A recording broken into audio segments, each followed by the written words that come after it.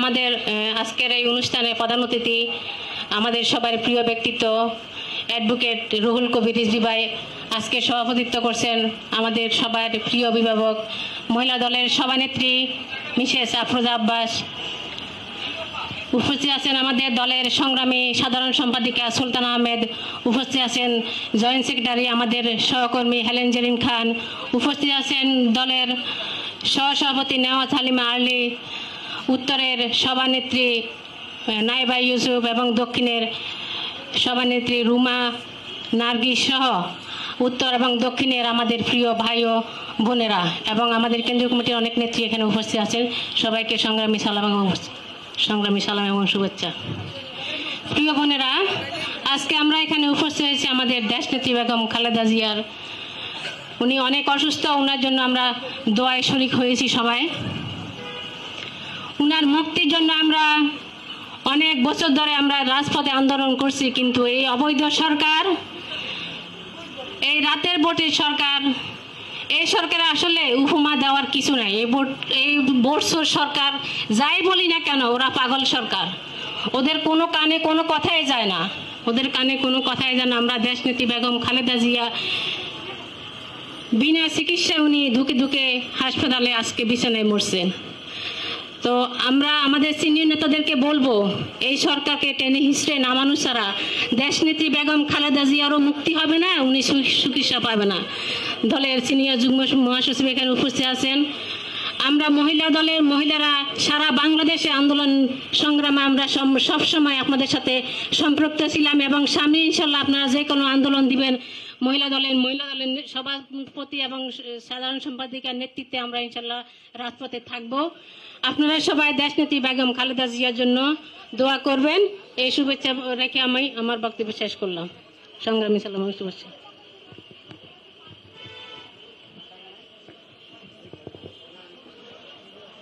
আমাদের প্রধান অতিথি আমাদের মাঝে উপস্থিত হয়েছে, যার জন্য আমরা এখন বক্তব্য শেষ করে দেব, কারণ আমাদের মেন উদ্দেশ্যই হলো আজকে আমাদের মায়ের জন্য দোয়া।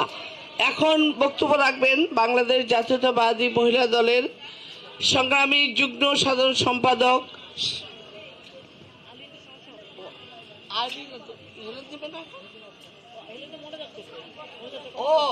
ওখানে মোনাজাত করবে। ও আর্লি দেবে এখন, আর্লি তো দিছে।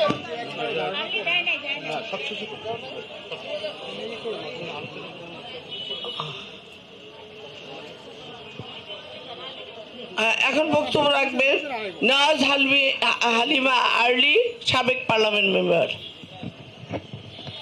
বিসমিল্লাহির রহমানির রহিম। আমরা এমন একজন মহিয়সী নারীর রোগ মুক্তির জন্য আজকে এখানে সমবেত হয়েছি, যিনি আমাদের মা। আজকে এই অনুষ্ঠানটি আয়োজন করেছে বাংলাদেশের জাতীয়তাবাদী মহিলা দল কেন্দ্রীয় কমিটি। এখানে সভাপতিত্ব করছেন আফরোজা আব্বাস, আমাদের সকলের অভিভাবক। এখানে সঞ্চালনায় আছেন সুলতান আহমেদ, তিনি দলের সাধারণ সম্পাদক এবং সহ সম্পাদক সহ সকল নেতৃবৃন্দ। আজকের সভার প্রধান অতিথি আমাদের সময়কার ছাত্রনেতা, আমরা যাকে হিরণময় হাতিয়ার বলতাম, খালেদা জিয়ার রিজভী ভাই, সকলেই চিনেন। আজকে আসলে যেই নেত্রীর জন্য আমরা এখানে সমবেত হয়েছি, তিনি বাংলাদেশের সকলের নেত্রী। তার জনপ্রিয়তা, তার অবস্থান এমন জায়গায়, যিনি শুধু দলের নেত্রী বললে ভুল হবে। তিনি বাংলাদেশের স্বাধীনতা যুদ্ধের সময়ে অংশগ্রহণকারী প্রথম নারী, যিনি বাংলাদেশের স্বার্থ রক্ষায় তার পরিবারকে জলাঞ্জলি দিতে বসেছেন, তিনি তার জীবনকে জলাঞ্জলি দিতে বসেছেন। তিনি শহীদ প্রেসিডেন্ট জিয়াউর রহমানের সহধর্মিণী। তিনি সেই ব্রতই পালন করছেন। দলের চেয়ে দেশ বড় এবং পরিবারও দলের চেয়ে কোনো অংশে বড় নয়, ছোট। কারণ তিনি তার পরিবারের ছোট সন্তানকে হারিয়েছেন কেবলমাত্র দেশের কথা চিন্তা করে, দলের কথা চিন্তা করে। বাংলাদেশে এমন একজন রমণী আর আসবে কিনা সত্যি বলা বড় কঠিন। এই এশিয়ার মধ্যে সর্বোচ্চ যিনি অবদান রেখেছেন নারীর জন্য, তিনি খালেদা জিয়া। খালেদা জিয়ার অবদানের কথা যদি বলতে শুরু করি শেষ করা মুশকিল। আজকে বাংলাদেশের যে অবস্থান, নারীকে যে সারা বিশ্বে চিনে, এটার প্রথম এবং প্রধান ধারক বাহক বেগম খালেদা জিয়া। তিনি প্রথম মহিলা প্রধানমন্ত্রী বাংলাদেশের। তার অবদানের কথা আজকে যারা অস্বীকার করে তাকে আসলে তারা ভয় পায়, কারণ তার উপস্থিতি কোনোদিনই শেখ হাসিনাকে জিততে দেয়নি এদেশে। তাই তাকে বন্দি করে রেখে তিলে তিলে হত্যার প্রচেষ্টা, তাকে বন্দি অবস্থায় বিষক্রিয়ায় তাকে অসুস্থ করে রাখা, সেটা যদি দেশের বাইরে গিয়ে ধরা পড়ে, সে কারণে কোনো ক্রমেই এই হাসিনা সরকার তাকে দেশের বাইরে যেতে দিবে না। তার যা বয়স, তার যা ক্রিটিক্যাল অবস্থা, মহান আল্লাহ পাকের কাছে অশেষ অশেষ শুকরিয়া যে তিনি তাকে আমাদেরকে উপহার হিসেবে এখনো বাঁচিয়ে রেখেছেন। এ কারণেই বাঁচিয়ে রেখেছেন, হাজারো হাজারো মানুষের হৃদয়ে তার স্থান রয়েছে। হৃদয়ের দোয়া আল্লাহর কাছে কবুল হয়, আর নাজাতের জন্য সেটা অবশ্যই জরুরি। আর সে কারণে জুলুম যতই করুক, জালিমের দোয়া আল্লাহর দরবারে কবুল হয়। আল্লাহ আমাদের সকলের দোয়া বেগম খালেদা জিয়াকে সুস্থ করে দিন, আমাদের মাঝে ফিরিয়ে দিন, আমাদের মাকে বাংলাদেশের সেবা করার সুযোগ দান করুন। সকলকে অসংখ্য ধন্যবাদ উপস্থিত হওয়ার জন্য। খোদা হাফেজ। বাংলাদেশ জিন্দাবাদ। বাংলাদেশ জাতীয়তাবাদী মহিলা দল জিন্দাবাদ। প্রিয় ভাইয়েরা এবং সাংবাদিক বন্ধুরা, আপনারা জানেন আজকে আমাদের এই অনুষ্ঠানটি শুধুমাত্র আমাদের গণতন্ত্রের মা দেশনেত্রী বেগম খালেদা জিয়ার জন্য। আমরা বারবার বলেছি একটি কথা, হ্যাঁ বারবার একটি কথা, এখন কে বক্তব্য দেবে? বারবার একটি কথা বলেছি, আমরা হেরে যাইনি, আমরা জিতেছি। হেরেছে হাসিনা, হেরেছে আওয়ামী লীগ। কারণ 15টি বছর আমরা দলের বাইরে থেকেও বুক ফুলিয়ে আজকে রাস্তায় হেঁটে যাচ্ছি। আমরা টান্ডা বেরি নিয়ে হেঁটে যাচ্ছি, আমরা জেলখানায় নির্মম অত্যাচারের মাঝেও আমরা হেঁটে যাচ্ছি। সেই জন্য আমরা জিতেছি, আমরাই জিতবো, আমরাই জাতীয়তাবাদী দল, আমরাই শহীদ জিয়ার আদর্শের দল। যার জন্য যত কিছুই বলুক আওয়ামী লীগ হেরে গিয়েছে, আওয়ামী লীগ হারা পার্টি। আবার ওবায়দুল কাদের বলে খেলবে, খেলতে আসাটা খালেদা জিয়ার সাথে আশিস বেদব।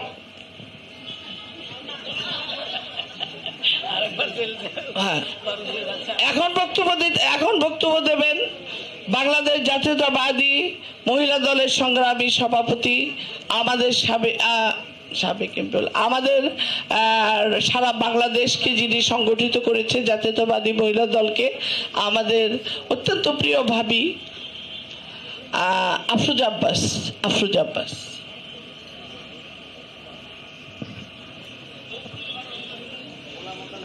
বিসমিল্লাহির রহমানির রহিম। দেশনেত্রী বেগম খালেদা জিয়ার সুচিকিৎসা এবং সুস্বাস্থ্য কামনায় আজকের এই দোয়া মাহফিলের সম্মানিত প্রধান অতিথি, বাংলাদেশ জাতীয়তাবাদী দলের নীতি নির্ধারী পর্যায়ের সিনিয়র যুগ্ম মহাসচিব, সাবেক তুখোর ছাত্র নেতা অ্যাডভোকেট রুহুল কবির রিজভী, আমাদের অত্যন্ত প্রিয় নেতা, যাকে আমাদের যতগুলো মহিলা দলের প্রোগ্রাম হয়েছে আমরা মনে হয় আমরা শতকরা 80% প্রোগ্রামে আমাদের গেস্ট করতে পেরেছি জনাব রুহুল হক রিজভী ভাইকে। অনুষ্ঠান সঞ্চালনায় আছে আজকে জাতীয়তাবাদী মহিলা দলে কেন্দ্রীয় কমিটির সাধারণ সম্পাদক, সাবেক এমপি সুলতান আহমেদ। উপস্থিত আছে আজকে সিনিয়র যুগ্ম সাধারণ সম্পাদক মহিলা দল ছিলেন জেরিন খান, সহসভাপতি নেওয়াজ হালিমা আর্লি, যুগ্ম সাধারণ সম্পাদক অ্যাডভোকেট শাহানা আক্তার শানু। উপস্থিত আছে উত্তরের সভাপতি এবং আমাদের সেন্ট্রাল কমিটির যুগ্ম সাধারণ সম্পাদক নাইব ইউসুফ, দক্ষিণের সভাপতি রুমা আক্তার, দক্ষিণের সাধারণ সম্পাদক নার্গিস শাহিনুর নার্গিস, সাবেক এখনো মনে ছাত্র দলের ছাত্রনেত্রী, এবং উত্তরের আছে এখানে লাইলি,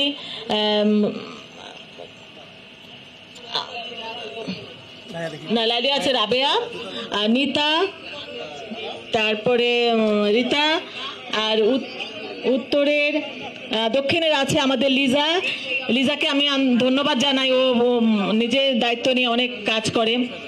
আমাদের সুরাইয়া আসছে নাকি, সুরাইয়া, সালেহা, রাজিয়া, শিউলি, আমি ধন্যবাদ জানাই যে তোমরা আসছো সবাই।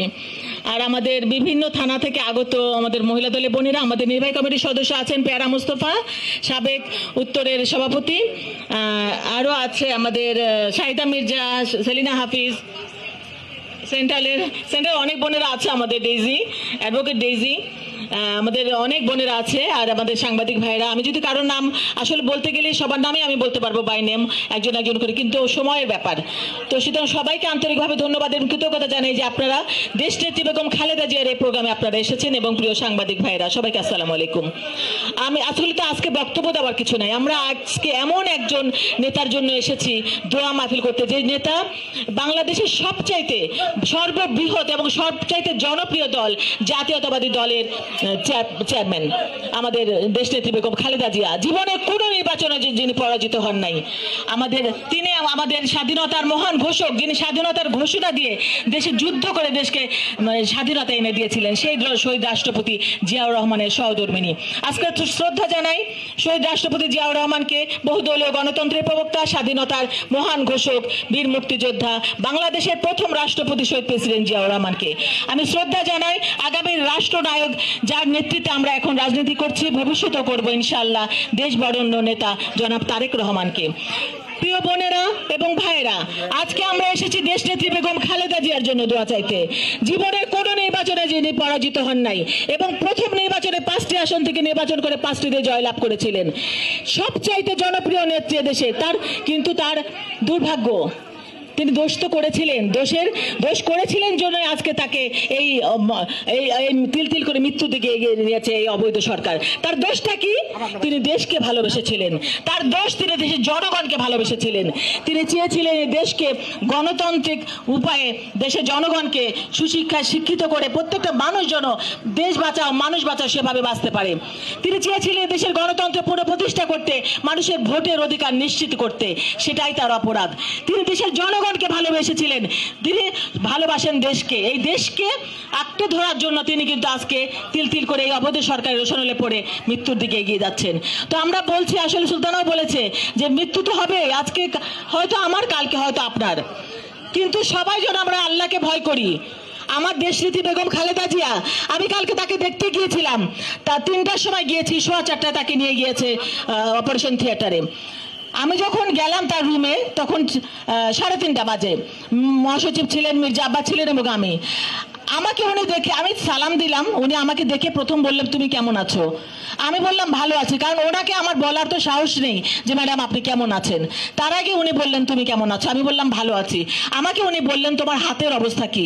আপনারা চিন্তা করেন যে দেশনেত্রী বেগম খালেদা জিয়া, তার যে বয়স, সেই বয়সে কতটুকু খবর রাখেন। তিনি জানতেন যে আমার হাতটা ভেঙে গেছে, বড় একটা সার্জারি হয়েছে, আজকে 3 মাসের উপরে হয়ে গেছে, 3.5 মাস, কিন্তু সেটা তিনি মনে রেখেছেন। তিনি বলছেন তোমার হাতের অবস্থা কি। আমি বললাম যে ম্যাডাম আলহামদুলিল্লাহ, আপনি আমাদের নিয়ে চিন্তা করেন না, আমরা তো কালকে প্রোগ্রাম করছি, আপনাকে দেখতে অনেক সুস্থ লাগছে, ইনশাল্লাহ আপনি ভালো হয়ে যাবেন। তার ভিতরে যে কত কষ্ট, তিনি যে কত অসুস্থ, কিন্তু তিনি সেটা তার মুখে প্রকাশ করছেন না, কিন্তু তিনি কাউকে বোঝাতে চান না যে তিনি অসুস্থ। আসলে আমাদের এখানে যা অনেকেই আছি আমরা, যাদের আমাদের বাবা মা নেই, যাদের বাবা মা নেই, তারাই আমরা বুঝি যে বাবা মা হারানোর কষ্ট। কিন্তু আমরা দেশনেত্রী বেগম খালেদা জিয়াকে নিয়ে বাঁচতে চেয়েছিলাম। আমরা জানি যে তিনি আমাদের মাথার উপরের ছাতি একজন, তো আমরা সেই ছাতিটাকে চাই, রোদে বৃষ্টিতে তুফানে সবসময় যেন তিনি আমাদের আগলে রাখতে পারেন। তাই আমরা আশা করব আমাদের দোয়ায় মহান আল্লাহ তাআলার রহমতে ইনশাআল্লাহ তিনি আবার সুস্থ হয়ে উঠবেন, আমাদের মাঝে দাঁড়াবেন এবং যে ছাতা হয়ে দাঁড়াবেন গণতন্ত্র পুনরুদ্ধার আন্দোলনে এবং ভোটের অধিকারের আন্দোলনে এবং দেশের আগামী প্রধানমন্ত্রী হবেন ইনশাআল্লাহ। সেই প্রার্থনা করে আজকে সবাইকে নিয়ে আরেকটা গল্প করি বোন।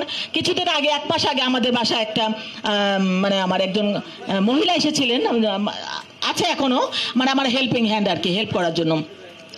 তো কোথায় থাকো? গোপালগঞ্জ। তা আমি গোপালগঞ্জে থাকো, এখানে তো জায়গা হবে না। বলে কি না, আমরা কেউ হাসিনা পার্টি করি না, আমরা সব খালেদা জিয়ার দল।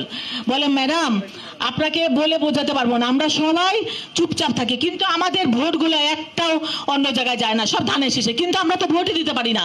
সেজন্য আমরা বলি যে আসলেই যদি স্বচ্ছ নির্বাচন হয়, যদি যে দেশের জনগণ নিজের ভোটটা নিজে দিতে পারে, তখনই দেখবে দেশের জনগণ যে কি আমরা পেলাম।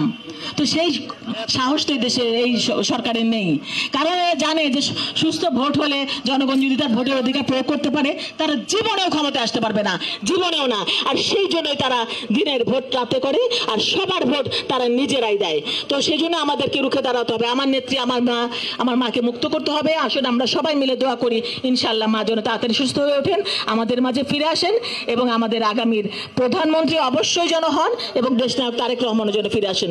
আসলে আমরা দোয়া করি যেন আমাদের মা সুস্থ হয়ে ওঠেন তাড়াতাড়ি। ধন্যবাদ সবাইকে। আসসালামু আলাইকুম।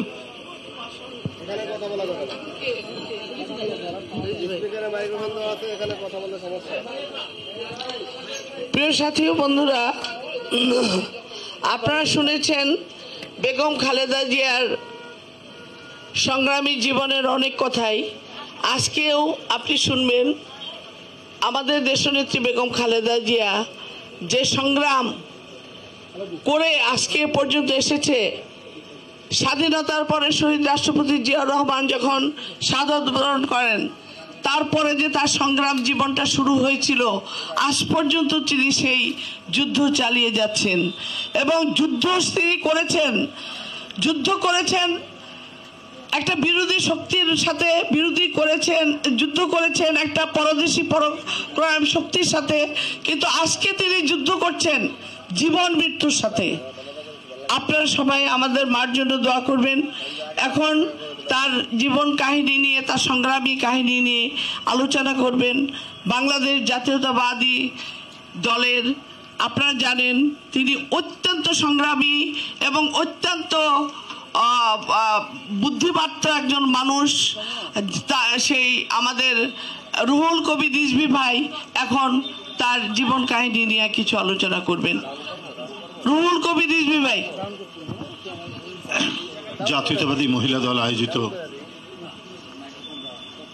আজকের এই মিলাদ মাহফিল, তার সভাপতি আন্দোলন সংগ্রাম সংকটে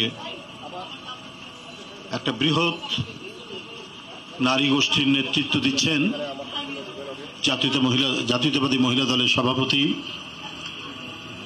আফরোজা আব্বাস, সাধারণ সম্পাদক আরেকজন বলিষ্ঠ নেত্রী সুলতান আহমেদ,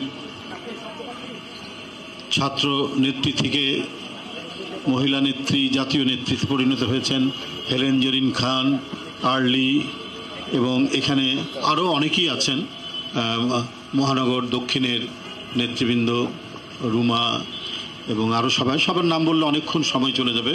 সবাইকে আমি আন্তরিক ধন্যবাদ জানাচ্ছি। প্রথমে যে দেশনেত্রীর যে কোনো কর্মসূচি যখন ভাবি এবং সুলতানা আপা আহ্বান জানাতেন, তো অধিকাংশটাই, সব বলবো না, অধিকাংশটাই আমি থাকার চেষ্টা করতাম।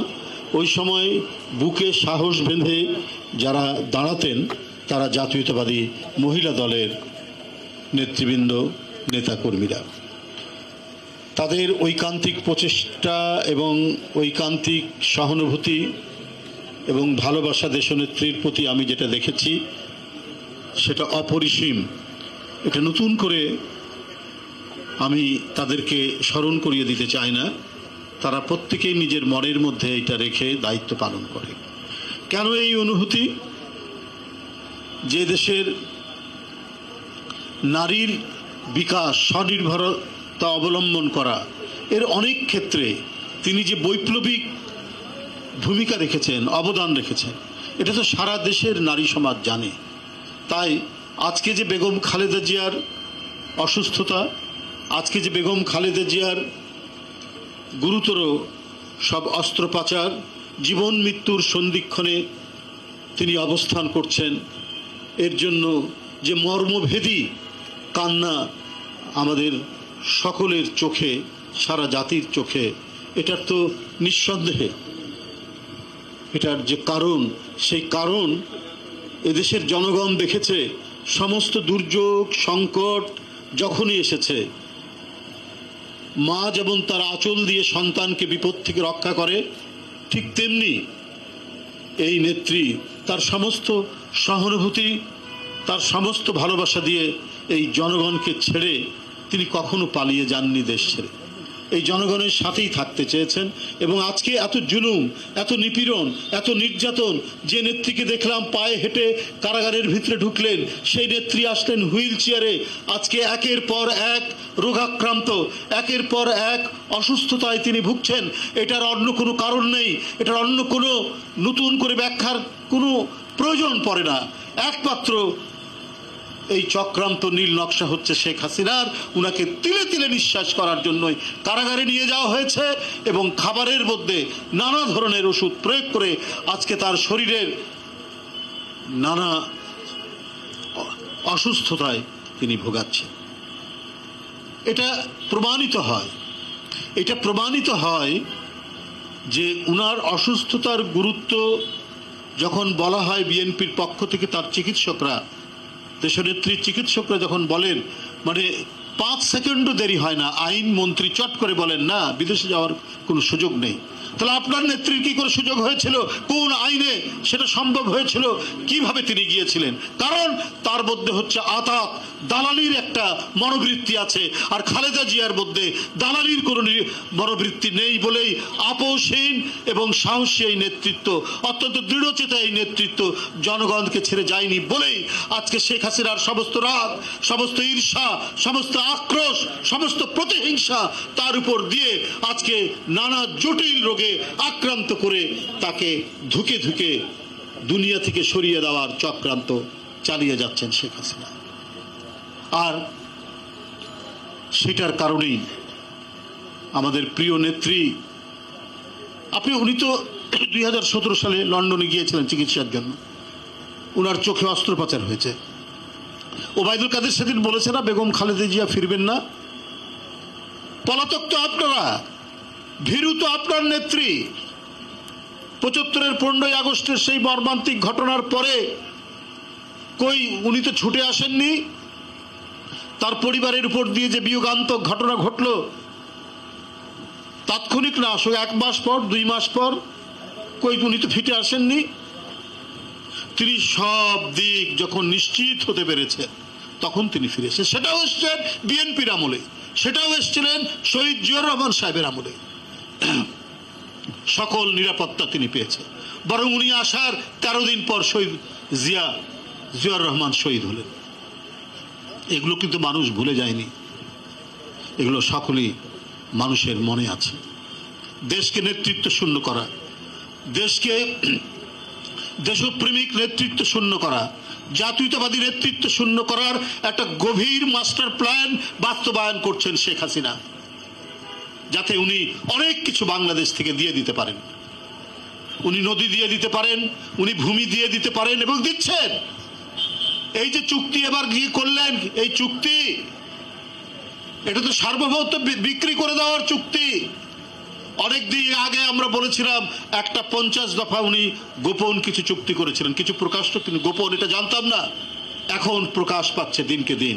কারণ 2014 অবৈধভাবে তিনি ক্ষমতায় এসছেন, 2018, 2024 এই যে আপনার একটা প্রহসন, আমরা আর মামুদের নির্বাচন করে তিনি প্রথমেই গ্যারান্টি পান হচ্ছে ভারতের কাছ থেকে।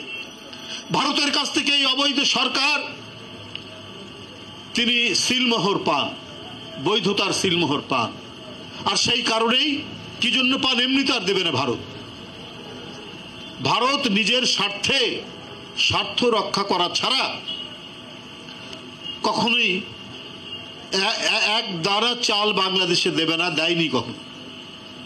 তাহলে শেখ হাসিনাকে দিচ্ছেন কেন? তার অবৈধ সরকার সবাই জানে।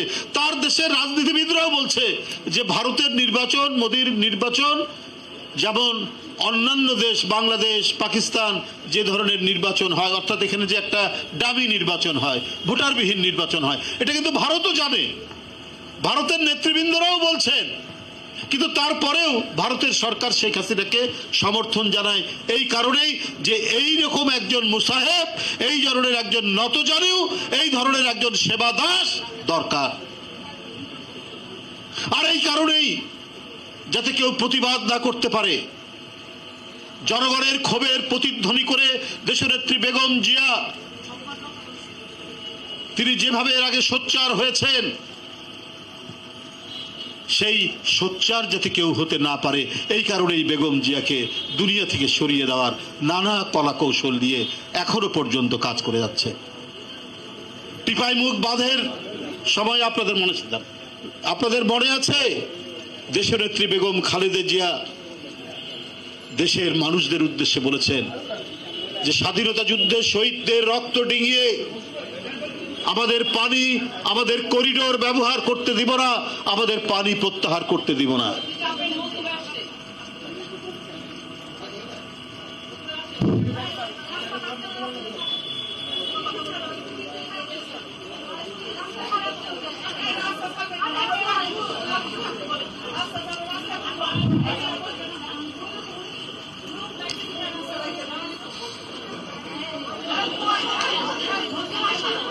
হ্যাঁ, বসুক না, অসুবিধা নাই, এটা ভালো তো, জনগণের নেতা, জনগণ। তো কে বলেছিলেন এই কথা? দেশনেত্রী বেগম জিয়া। শহীদের রক্তকে ডিঙিয়ে বাংলাদেশে করিডোর হতে দেব না। এই কারণে তো আজকে বেগম খালেদা জিয়ার উন্নত চিকিৎসা দেয় না, এই কারণে তো আজকে উন্নত চিকিৎসা বঞ্চিত খালেদা জিয়া। এটা তো আমরা সবাই জানি। আজকে একটা পুলিশ অ্যাসোসিয়েশন একটা বিবৃতি দেয়, আমরা কোন দেশে বাস করি? মিডিয়ার স্বাধীনতার উপর সরাসরি হস্তক্ষেপমূলক একটি বক্তব্য, যে তাদের দুই একজন বড় বড় কর্মকর্তার যে বিশাল বিশাল কাহিনী, লুটপাটের কাহিনী, জমি দখলের কাহিনী, হিন্দুদের জায়গা দখলের কাহিনী, আপনার সীমিত আয়ের মানুষের জমি জায়গা দখলের কাহিনী, একজন আইজি, একজন র্যাবের ডিজি তিনি যে আত্মসাৎ করেছেন, তার যে মহাকাব্য প্রতিদিন আমরা শুনছি, এবং একটার পর একটা যে বেরিয়ে আসছে। আজকে পুলিশ সেটাকে ডিফেন্ড করার জন্য প্রকারান্তরে এই অ্যাসোসিয়েশন যে বিবৃতি দিয়েছে, এই বিবৃতি সংবাদপত্রের বিরুদ্ধে, সংবাদপত্রের স্বাধীনতার উপরে সরাসরি এটি একটি হুমকি। সংবিধান লঙ্ঘন করার সামিল হচ্ছে এই পুলিশ অ্যাসোসিয়েশনের এই বিবৃতি। কারণ তারা অবাধে লুটপাট করবে শেখ হাসিনাকে তোয়াজ করে। শেখ হাসিনার অবৈধ কর্মকাণ্ডকে তারা বৈধতা দান করেছে। এরা বিগত নির্বাচনগুলোতে ভোটারদেরকে বাড়ি থেকে বের হতে দেয়নি। এরা যাতে অবাধ সুষ্ঠু নির্বাচন না হয় সেই জন্য 2018 30 ডিসেম্বর আমাদের 1 লাখের উপর নেতা কর্মীকে তখন তারা ধরে নিয়ে গেছে। এইবারে আমরা নির্বাচন বর্জন করেছি, বিএনপি নির্বাচন বর্জন করেছে, জোট বর্জন করেছে, তারপরেও আমাদের পার্টির মহাসচিব সহ স্ট্যান্ডিং কমিটির মেম্বারদের সহ আপনার প্রায় 25,000 26,000 নেতা কর্মীকে তারা গ্রেপ্তার করেছে। এই যে গ্রেপ্তারের যে মহাপরিকল্পনা, এটা কে? এই পুলিশ। এই বেনজিরদের যারা রেখে যাওয়া প্রেতাত্মা তারাই এই কাজটি করেছে। তো শেখ হাসিনা তাদেরকে অবাধে লুটপাটের সুযোগ দিবে না কেন? আমরা যেটা শুনেছি যে অন্যান্য সকল পুলিশ কর্মকর্তা, সমস্ত সচিব, এমনকি তার মন্ত্রীরা পর্যন্ত শেখ হাসিনাকে স্যার বলে, এটাই স্বাভাবিক। আর বেনজির নাকি আপা বলতেন। এত ঘনিষ্ঠ সম্পর্ক, এত ঘনিষ্ঠ সম্পর্ক যে প্রধানমন্ত্রীকে আপা বলতেন বেনজির। আর আপার জন্য তিনি যা করা দরকার, গুমের পর গুম করেছেন এই ব্যক্তিটি। আমাদের বহু মিটিং ভেঙে দিয়েছেন এই ব্যক্তিটি। আরেকজন কমিশনারের নামে যখন আরো কথা উঠছে প্রতিদিন, তখন হঠাৎ করে এই বিবৃতি। এটা আমরা শুনেছি না, ছোটবেলায় একটা প্রবাদ শুনেছি, যেটা এখন জনগণ মনে করে চোরের মায়ের বড় গলা। মানুষ তো এখন তাই মনে করছে। এই দেশে যে অপরাধ করবে, সে যেই হোক, বিচারক হোক, পুলিশ বড় কর্মকর্তা হোক, যেই হোক, তার তো আইন অনুযায়ী বিচার হওয়ার কথা। আপনারা কাকে ডিফেন্ড করছেন?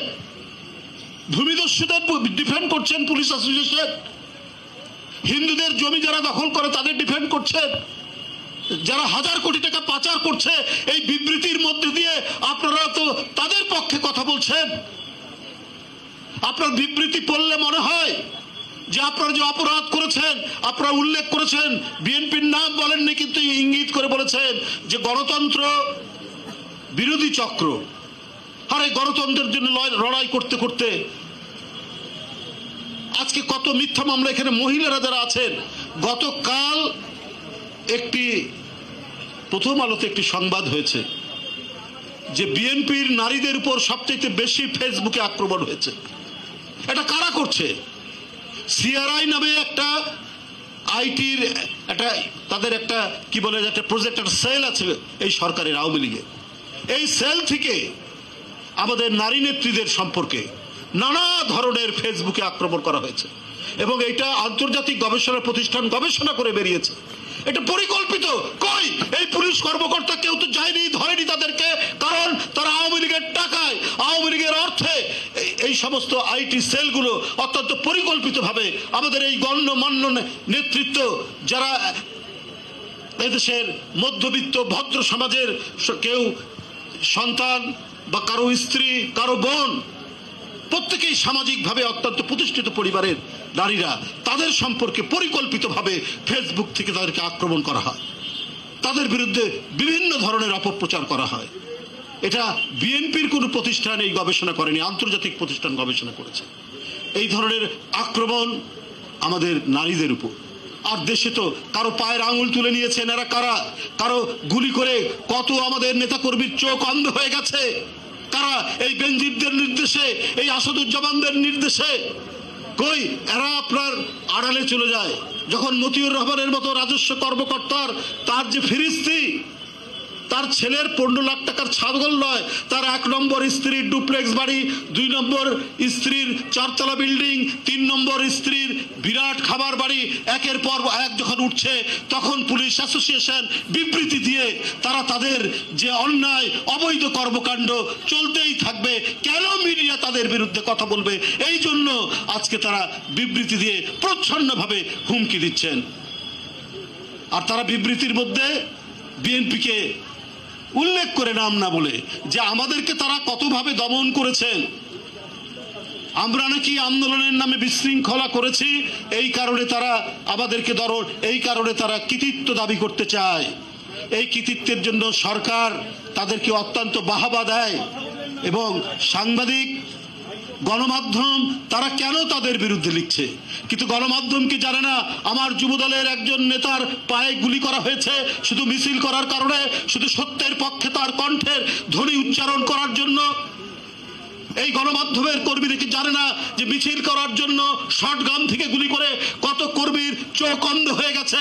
এই পুলিশ বাহিনী, এই র্যাবের কারণে এই গণমাধ্যমের নেতা কর্মীরা জানে না, এই গণমাধ্যমের নেতা কর্মীরা দেখে না এইখানে রিক্সাওয়ালারা কত মিছিল করে।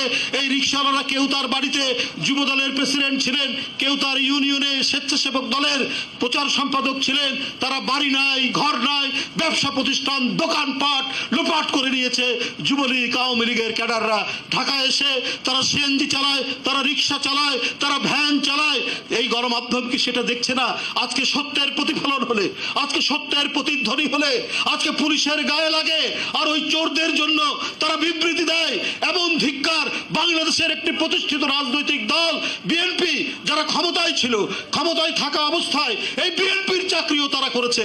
এরা কত বড় আপনার এজেন্ট ছিল, এরা কত বড় গণতন্ত্র বিরোধী, দেশ বিরোধী লোক ছিল, যারা চাকরি করার নামে ঘাপটি মরে থেকে আওয়ামী লীগের আজকে দোসর হয়েছে। দোসর হয়ে কি আজকে হাজার হাজার কোটি টাকা পাচার করছেন। আজকে দুবাই, সিঙ্গাপুরে এদের একটা করে আলাদা বাড়ি আছে, আর বাংলাদেশের জমি জায়গা কেনা শেষ হওয়ার পর বিদেশি তারা জমি জায়গা কিনবেন। এর জন্য সংবাদপত্রে কোনো নিউজ হলে, কোনো সংবাদ হলে তাদের রেহাই নেই। তারা বিবৃতি দিয়ে প্রচ্ছন্নভাবে হুমকি দিচ্ছেন সংবাদপত্রের বিরুদ্ধে। আর আইনমন্ত্রী বেগম খালেদা জিয়ার উন্নত চিকিৎসার দাবির সাথে সাথে উনি সাথেই বলে দেন যে এটা হবে না। অনেকে বলেন মানসিকভাবে অসুস্থ নাকি এই আইনমন্ত্রী। এর মধ্যে কোনো করুণা, এর মধ্যে কোনো সহানুভূতি, এর মধ্যে কোনো মানবিকতা নেই। এই লোকটাই না আপনার 111-এর মঈনুদ্দিন ফখরুদ্দিনের সময় দুদকের প্রধান একজন কৌশলী ছিলেন, প্রধান কর্মকর্তা। তো এই লোকটিকে শেখ হাসিনা কেন আইনমন্ত্রী বানিয়েছে? এ তো আপনার বিরুদ্ধেও 15টি মামলা যে হয়েছিল সেই মামলাটি পরিচালনা করেছে।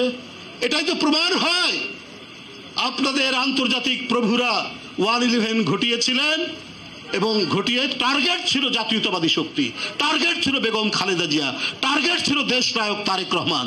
এই কারণে আজকে তাদেরকে ধ্বংসের সমস্ত নির্লক্ষ্য হচ্ছে। আর ওই 1/11 দোসররা তারা আবারও ছাই থেকে, ভস্য থেকে তারা জন্ম লাভ করে শেখ হাসিনার কেউ আইনমন্ত্রী হয়েছেন, শেখ হাসিনার কেউ কর্মকর্তা হয়েছেন, কেউ মতিউর রহমান হয়েছেন, কেউ বেনজির হয়েছেন, কেউ আসাদুজ্জামান হয়েছেন, কেউ আরো নানা কিছু হয়ে আজকে শুধুমাত্র ক্ষমতা নয়, আজকে জমি জায়গা টাকা পয়সা সব দিক থেকে তারা আজকে পরিপূর্ণ। হাতিশালে হাতি, ঘোড়াশালে ঘোড়ায়, এদের কোনো অভাব নেই। যখন যেটা মনে করছেন তারা সেইটি করছে। ডেইলি স্টারে একটি সংবাদ বেরিয়েছে যে অ্যাডমিন ক্যাডারের 1/3 হচ্ছে ডাক্তার এবং ইঞ্জিনিয়াররা দখল করছে। কেন আজকে অ্যাডমিন ক্যাডার, পুলিশ ক্যাডারে ডাক্তাররা এবং ইঞ্জিনিয়াররা আসছেন? তারা তো এমনিতে অত্যন্ত মেধাবী, তারা তাদের নিজস্ব যে ইঞ্জিনিয়ারিং যে ডিপার্টমেন্ট, সেই ডিপার্টমেন্টেই তাদের করার কথা, তাদের মেধা তো ওইখানে যাবে। কারণ এমন একটি লাভজনক চাকরি হয়েছে অ্যাডমিন ক্যাডার, পুলিশ ক্যাডার, যে ডাক্তার ইঞ্জিনিয়াররা পর্যন্ত এসে এইখানে চাকরি করতে চান, তারা বিসিএস দিয়ে এখানে চাকরি করতে চান। কারণ এখানে মানুষ সেবার চাইতে যে উদ্দেশ্যটা হচ্ছে, একজন এসপির যদি 60 কোটি টাকা হতে পারে, একজনের ডিআইজির যদি 100 কোটি টাকা হতে পারে, একজন কি বলে মতিউর রহমানের মতো রাজস্ব ইয়ের জন্য তার গ্রামের বাড়িতে বিশাল ডুপ্লেক্স, শহরের বাড়িতে 4তলা বিল্ডিং, তার ছেলে কোরবানি দিতে পারে 15 লাখ টাকার ছাগল, তাহলে এই জব, এই চাকরিটাই তো অত্যন্ত লাভজনক চাকরি। তাই ডাক্তার ইঞ্জিনিয়াররা পর্যন্ত তাদের নিজস্ব বিভাগ থেকে সরে এসে এইসব জায়গায় আসছে। এই যে অনৈতিক প্রবণতার সৃষ্টি করেছেন তার প্রধান পৃষ্ঠপোষক প্রধানমন্ত্রী। আজকে বেনজির কিছুই হবে না, বেনজির এই যে যা কিছু দেখছেন কিছুই হবে না। সে দুদককে বলেছে যে তার মামলা প্রত্যাহার করতে, আমরা যেটা পেপারে পড়লাম, দেখবেন যে এটা কিছু হবে না। কারণ এরাই তো শেখ হাসিনাকে প্রধানমন্ত্রী টিকিয়ে রেখেছে। অবাধ সুষ্ঠু নির্বাচনকে এরাই তো আপনার দমন করেছে রক্তাক্ত পথে। তো সুতরাং ওদের কি হবে? শেখ হাসিনা একটু দেখালেন আমি আমার নিজের লোককেও ছাড়ি না, কিন্তু এই বেনজির সাহেবরা, এই আর অন্যান্য কর্মকর্তারা এত কিছু হওয়ার পরেও তারা বাংলাদেশের কি বলে এয়ারপোর্ট থেকে বেরিয়ে চলে যান কি করে? আজিজ সাহেবরা কি করে চলে যান? আবার যে শিক্ষা নিয়েও তারা জালিয়াতি করেছে।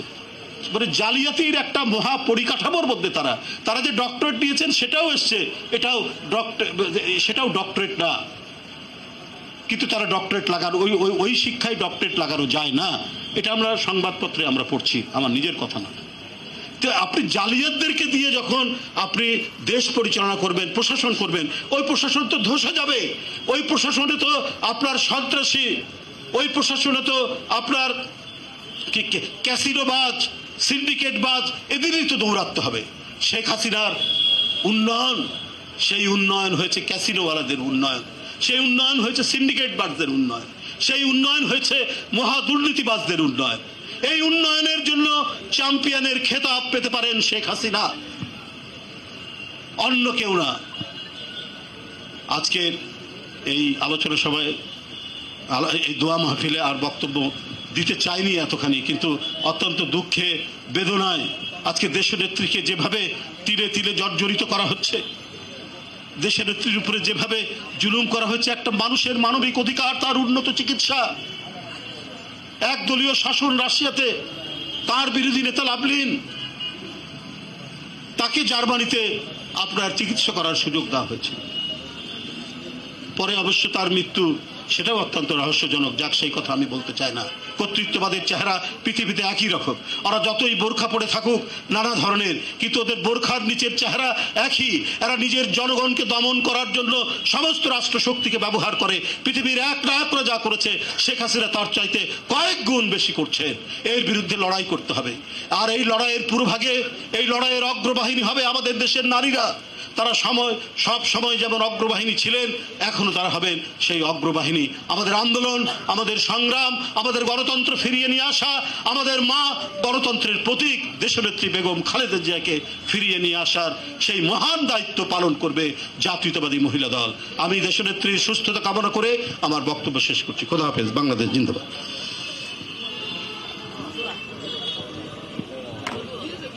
এবার আমাদের দেশনেত্রী বেগম খালেদা জিয়ার জন্য দোয়া মাহফিল মোনাজাত করবে জাতীয়তাবাদী মহিলা দলের কেন্দ্রীয় কমিটির সিনিয়র যুগ্ম সাধারণ সম্পাদক হেলেন জেরিন খান। বিসমিল্লাহির রহমানির রহিম।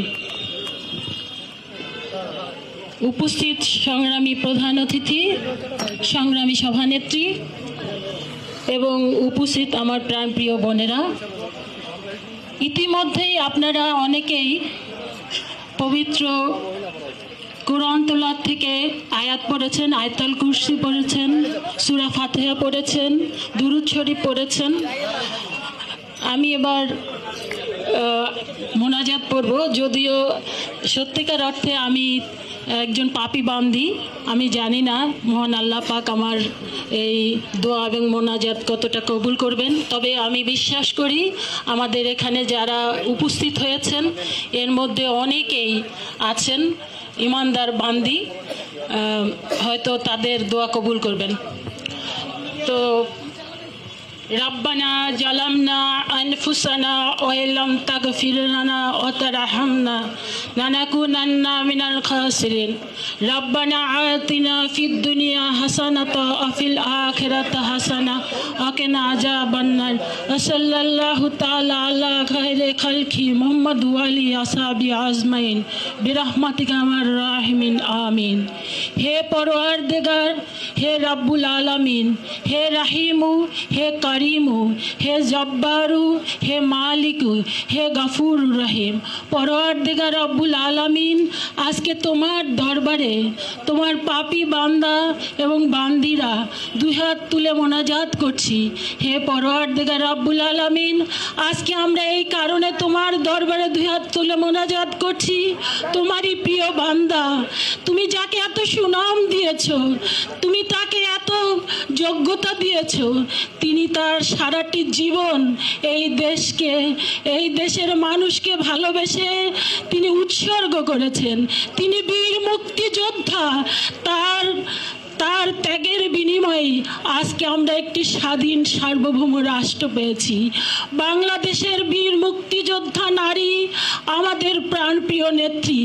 বাংলাদেশের মানুষের সরাসরি নির্বাচনের মাধ্যমে যিনি তিনবারের প্রধানমন্ত্রী হয়েছেন, সেই বাংলাদেশের স্বাধীনতা, সার্বভৌমত্ব, গণতন্ত্রকে রক্ষা করবার জন্য যেই নেত্রী তার দুটি সন্তানকেও পর্যন্ত আল্লাহর কাছে সুপর্দ করে এই দেশকে রক্ষা করবার জন্য তিনি এই দেশে থেকে গিয়েছিলেন, সেই প্রাণপ্রিয় নেত্রী দেশনেত্রী বেগম খালেদা জিয়ার প্রতি চরম অন্যায় অবিচার হচ্ছে।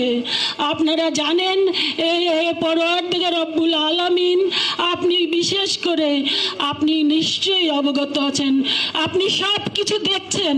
হে আল্লাহ, হে গফুরুর রহিম, আপনি সবার চেয়ে, আপনি এই দুনিয়া আখিরাতের একমাত্র মালিক, আপনি সর্বশক্তিমান। আপনার শক্তি দ্বারা আমাদের প্রাণপ্রিয় নেত্রী দেশনেত্রী বেগম খালেদা জিয়াকে এই জালেমের কারাগার থেকে মুক্ত করে দেন। আমরা আমাদের প্রাণপ্রিয় নেত্রী দেশনেত্রী বেগম খালেদা জিয়া চরম অসুস্থ। আমরা পরওয়ারদিগার রব্বুল আলামিন আপনার দরবারে দুই হাত জোর করে মোনাজাত করছি, আমাদের প্রিয় নেত্রীকে আপনি সুস্থতা দান করুন।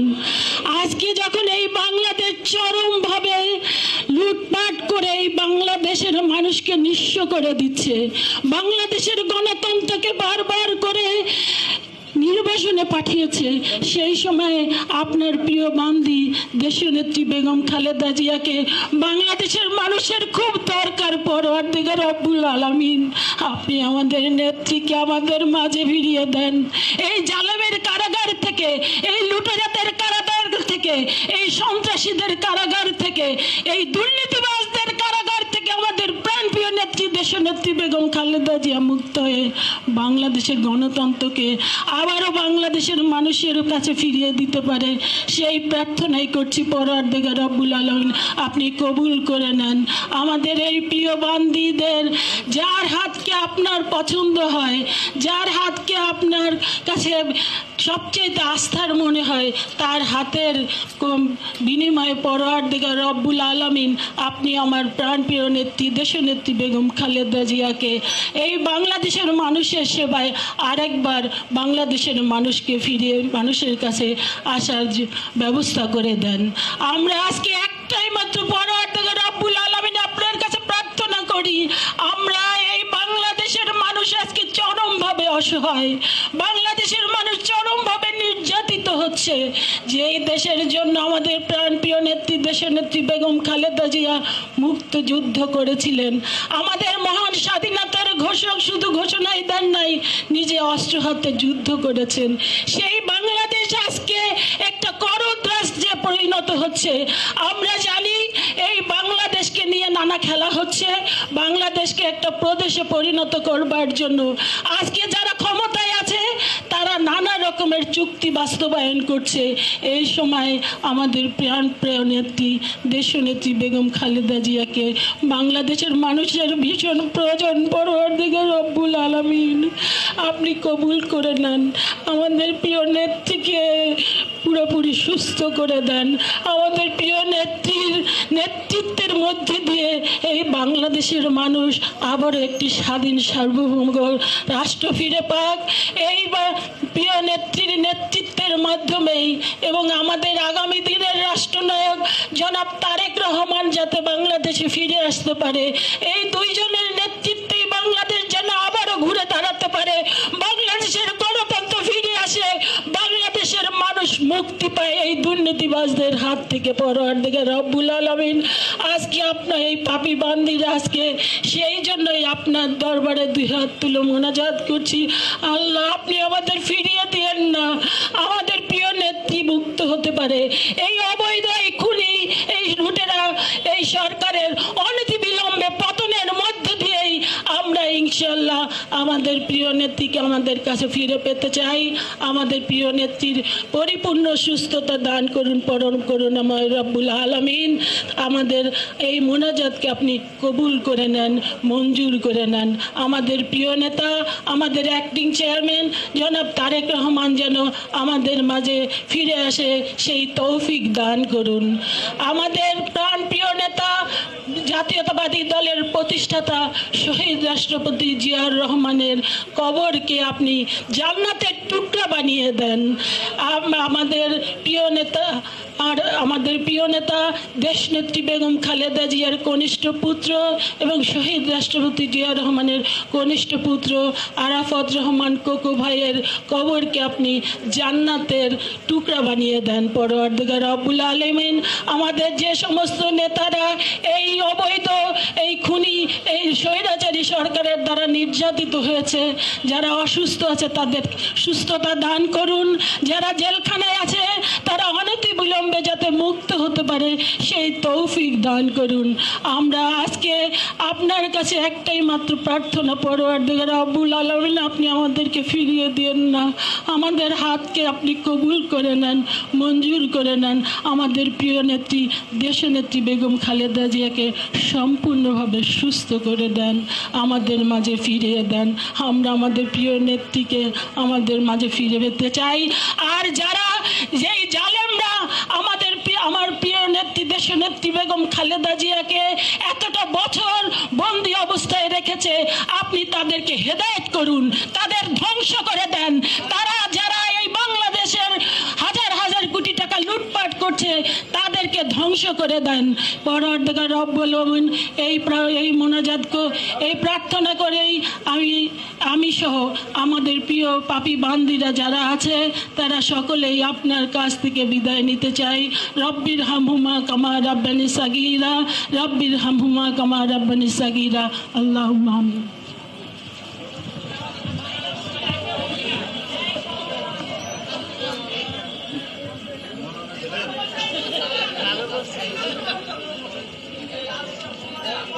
Gracias.